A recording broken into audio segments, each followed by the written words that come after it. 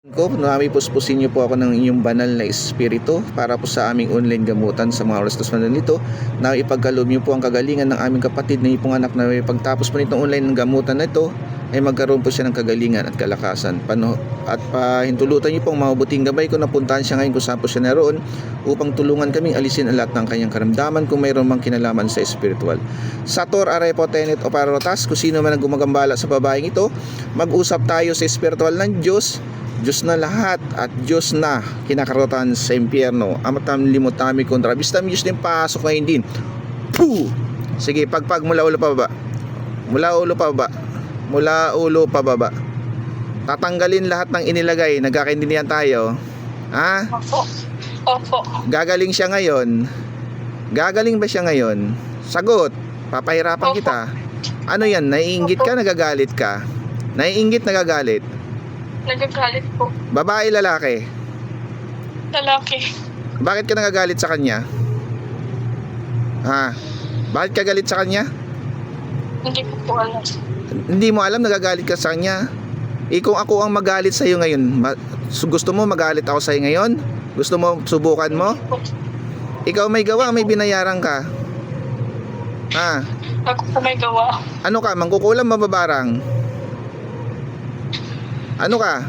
May kakayanan lang. May kakayahan. Anong gamit mo? Kandila, manika, karayom? Karayom. Karayom. Anong ginawa mo sa kanya? Ba't mo siya pinahirapan? Dahil sa galit? Anong galit mo sa kanya? Ha? Anong galit mo sa kanya? Masama siya. Paano siya naging masama? Nasaktan ka ba niya? Napagsabihan ka ba niya? Sige, mag-usap tayo. Paano? Ba't ka nagalit sa kanya? Pagsabihan. Napagsabihan ka niya. Sige ka, mag-usap tayo para magkayos. Paano kanya napagsabihan? Tinatakot niya ako. Tinatakot ka niya. Anong klaseng pananakot yan? Sige, para mapagsabihan ko rin siya. Anong klaseng pananakot ng ginawa niya? Naisusumbong niya ako sa pamilya ko. Sa? Sa pamilya ko. Bakit? Ano bang ginawa mo? Baka mamaya may kasalanan ka naman siguro ginawa. Pero niloko ko siya. Niloko. Kaya naman. Pala ikaw naman pala may sala, tapos gaganyanin mo siya. Tanggalin mo lahat ng lagay mo dyan. Tanggalin mo. Gusto mo ibote na lang kita ngayon para hindi ka na makagawa dyan. Ano, gusto mo subukan kung paano kita ibote? Ayaw. Gusto mo iparamdam ko sa'yo kung paano ko magbote? Ayaw. Baka sabihin mo hindi ko kaya. Gusto mo subukan ko ngayon? Ayaw. Titigilan mo ba siya? Opo. Tanggalin mo lahat ng lagay mo dyan. Tanggalin mo lahat yan. Tinanggal ko na. Pag yan tumawag sa akin at bumalik sa akin at hindi mo tinigilan yan, didiretso kita sa bote. Alam mo ba pakiramdam pag nasa loob ng bote? Hindi. Gusto mo iparanas ko sa'yo ngayon kahit saglit? Hindi, ayaw. Ayaw mo. So para hindi mangyari yun, titigilan mo yan, ha? Sige, baklasin mo. Tanggalin mo lahat yan. Yung pinaggagawa mo sa paa niya, tanggalin mo, alisin mo. May takot ka sa Panginoon? Wala. Pero. Kung may takot ka, bakit mo ginawa yan? Bakit mo tinuloy yan? Dahil sa galit. Oo. Ikaw may kasalanan, niloko mo pala siya, eh. Tapos ikaw pa may gana gumawa ng kalukuhan, spiritual, porkit walang kalaban-laban yan. Tanggalin mo lahat yan. Wala kang iiwanan dyan. Pag may iniwan ka dyan, humanda ka sa akin. Hindi ako magdadalawang isip sa'yo.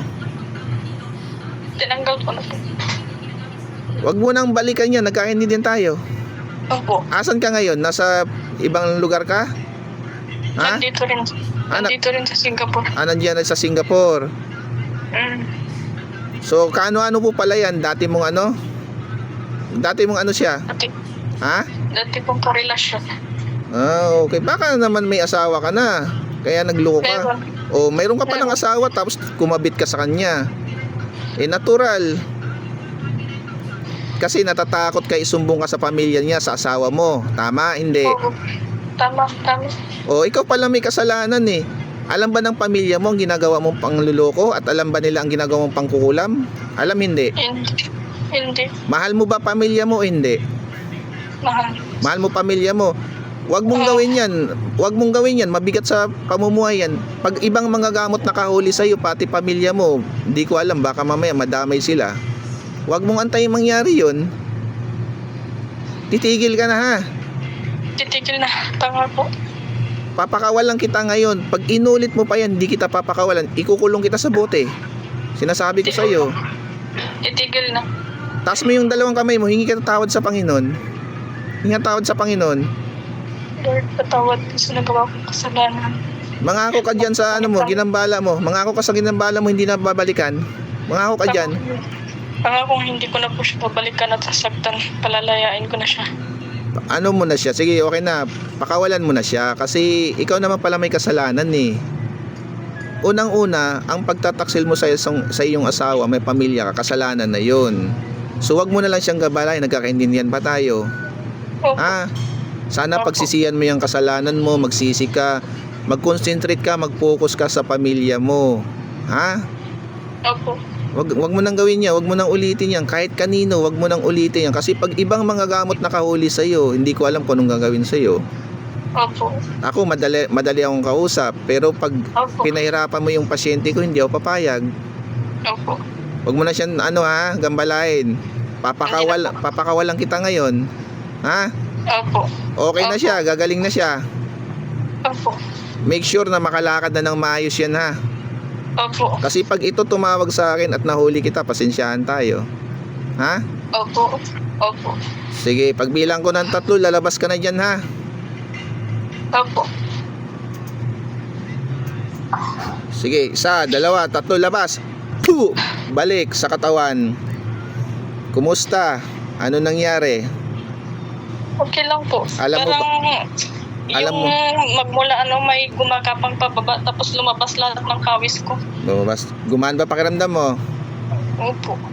Ganito ha.